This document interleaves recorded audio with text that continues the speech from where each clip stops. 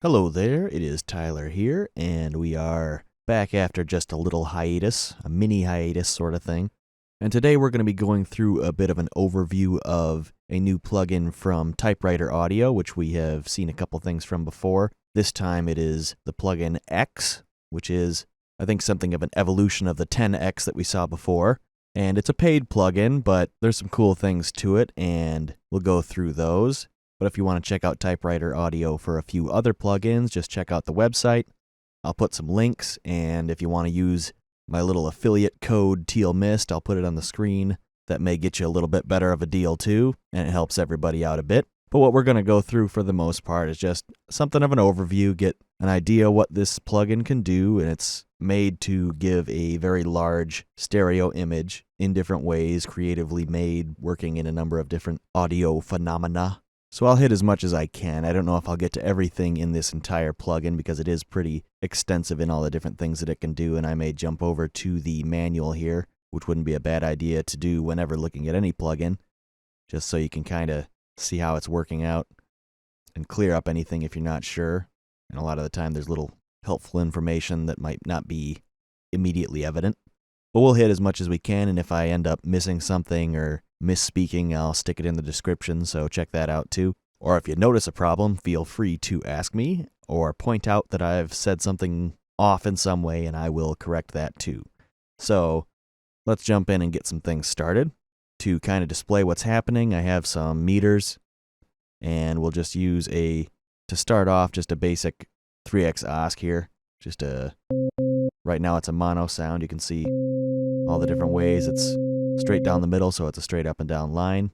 The different angles that is will show the different stereo data for the vector scope, and then you got your oscilloscope and just a regular meter. So to really get any sort of stereo expanding, you got to have a little bit of stereo difference to begin with. So let's add some phase randomness so that we have some differences in stereo, and I think you can use this to expand even a mono sound, but for now we're going to work with something stereo. And just to show like what the stereo enhancer would do, if you go minus and merge, then you're just getting close to the mono signal coming out, or the mid channel, but if you turn that up, it becomes all the stereo data instead. So what X is going to do, if we enable it here, is it will take it and expand it up to 10 times or 1,000% like we had with 10X before. And how it'll do it is dynamically. So it's like, say, if you had a compressor, it will compress only when it goes over a threshold amount. And likewise, this will expand when over a threshold amount. So right now we're not getting anything. But if we bring our threshold down, you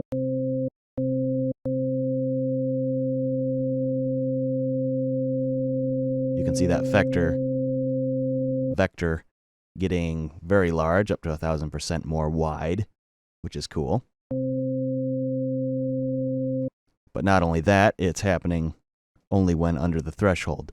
And I think normally there would be a display of the input signal, but I've had this happen a few times in FL Studio. Sometimes display signals like this in some third-party plugins don't show up, so maybe that's something that can be fixed later on, as this is currently in beta, I believe. I don't think this is the final release version.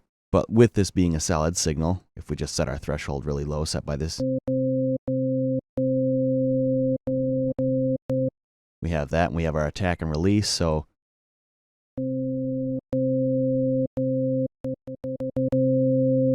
that's just the amount of time it'll take to ramp up to that wideness.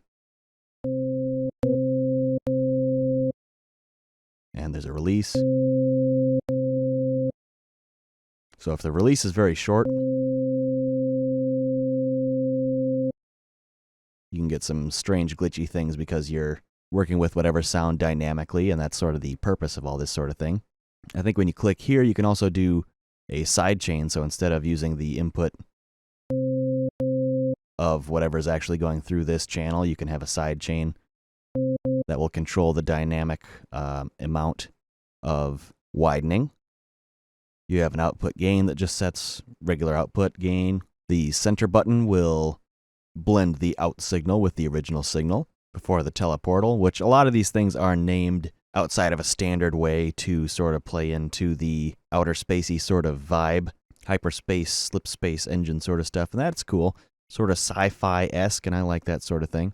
It does sort of set a little bit of a barrier before immediately understanding some things, but looking through the manual, you can normally figure out most of the things that you need to know. You also have this little light button down here. You can change different types of setups here. If you look into this status bar, you can see exactly what these things are doing. So you have different ways that your main crank here will act dynamically. So your X size would be then to mono dynamically.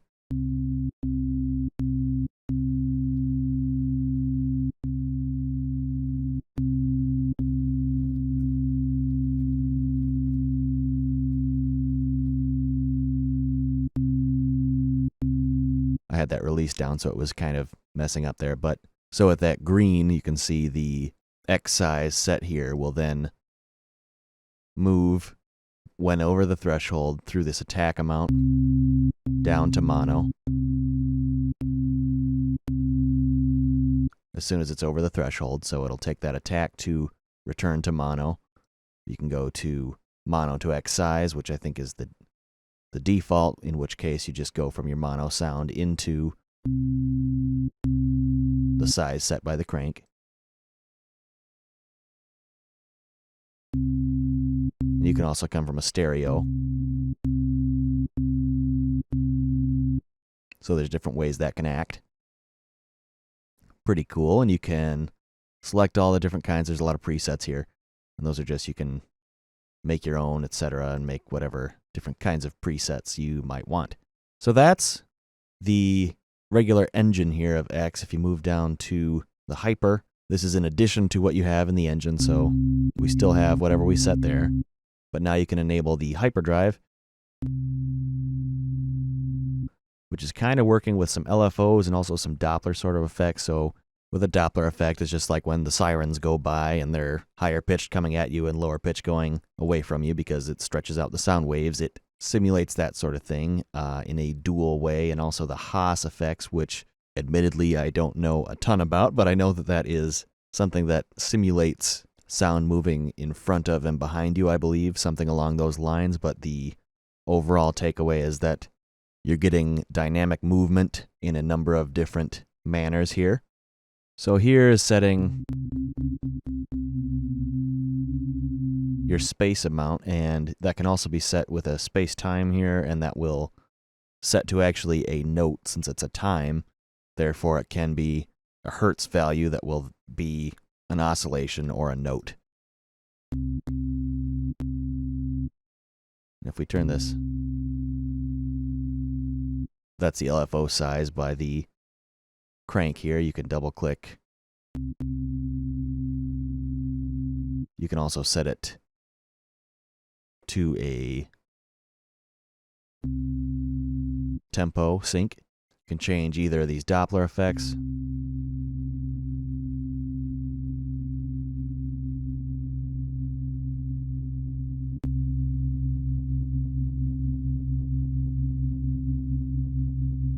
And you can hear the slight differences there, and they can be pretty cool. You got a high and low pass filter for these Dopplers. You can also link them for Haas effects. Change the jump. And that, I think, is switching back and forth between everything here. This is just the dry wet mix. So you can have just a crazy amount of stereo movement there. And if you start doing things like adding more harmonics, like high harmonics and a saw wave, you get some pretty weird sounds, and this is going to get kind of loud, so maybe watch your ears here.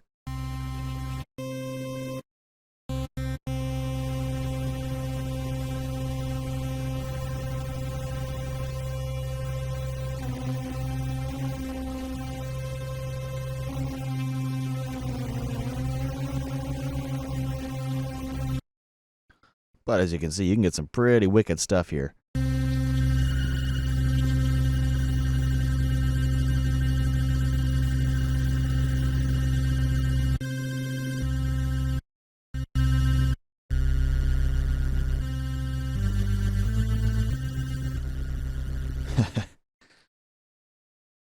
maybe you drop everything really low. That could be cool.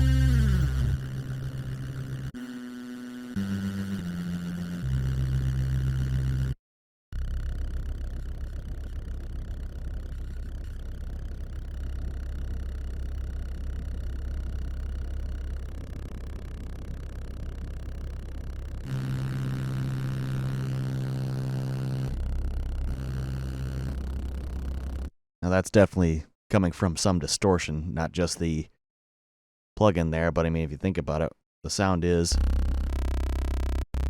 just a little saw wave there.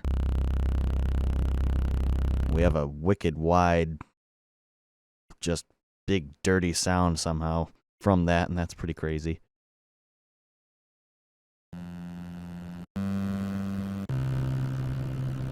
We are limiting a little bit. Everything that's going over there is going through a limiter.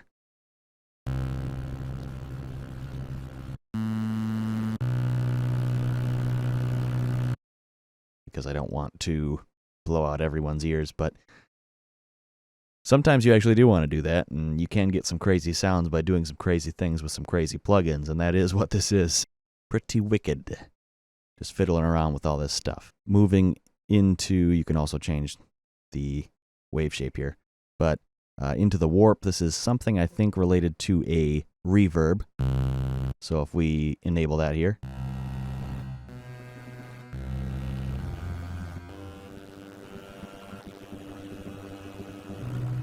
you can change all the settings here. You have different ways you can set band passes to different note values, pre-delays for both the left and right side. And you can also set that here. I believe you can drag the Q left and right on these. Yep. And so you can have different band passes for the different stereo sides. And those are just the ones that you're setting here. So you can set them whatever these settings would be. The left delay, maybe you want that there, or wherever you want it to be.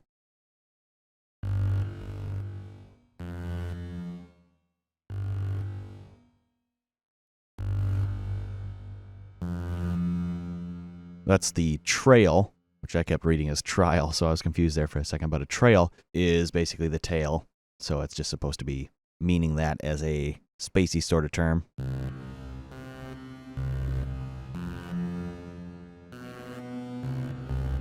And you have a damper.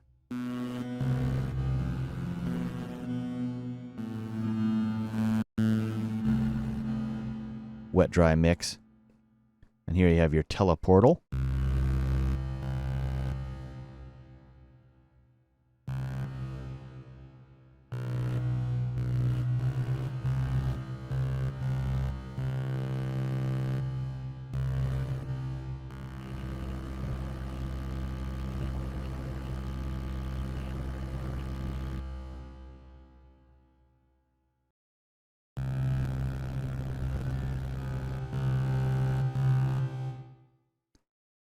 The center crank in this particular one is for the size, and again, anything you're really looking at here, just take a look in the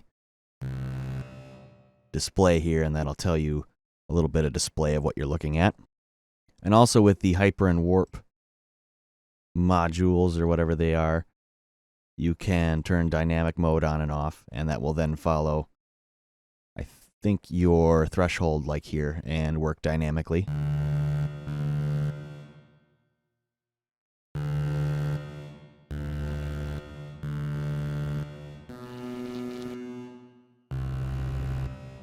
So with that, you have a very broad array of possibilities in a stereo space that you can do with this, and it plays with it in a very creative way and in a dynamic way, which is cool. So you can make the space super wide, like maybe if you had a drum loop running through a side chain, you could then have the width of something and all of these other parameters be triggered by a side chain. So if a drum loop was going, you had something that's sort of stereo every time, like a snare would hit, something like that. You would then trigger big wide parts on that. So the possibilities in this are definitely as wide as you can make your stereo image here, so there's plenty of things you can do.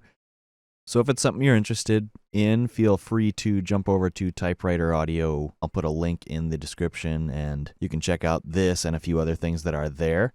I've been in touch with Skyler over there, and he's a good guy, trying to make some unique things that can help producers out, and that's a good thing.